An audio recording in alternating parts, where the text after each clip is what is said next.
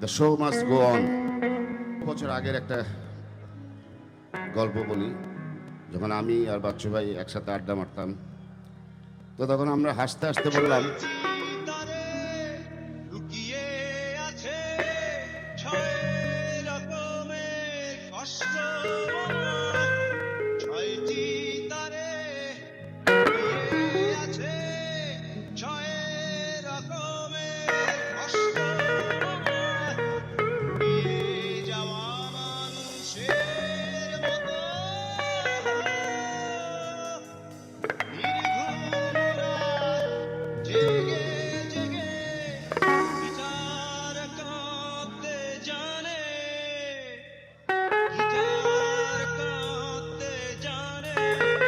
এখনো আমার মনে হয় না যে উনি মারা গেছে, উনি নাই, এটা আমার মনেই হয় না, কখনো মনে হয় না। আমি মনে করতেও চাই না। মনে হয় যে এই কিছু হয়তো ফোনে আবার ফোন দিবে সেই একই কণ্ঠস্বর শুনবো।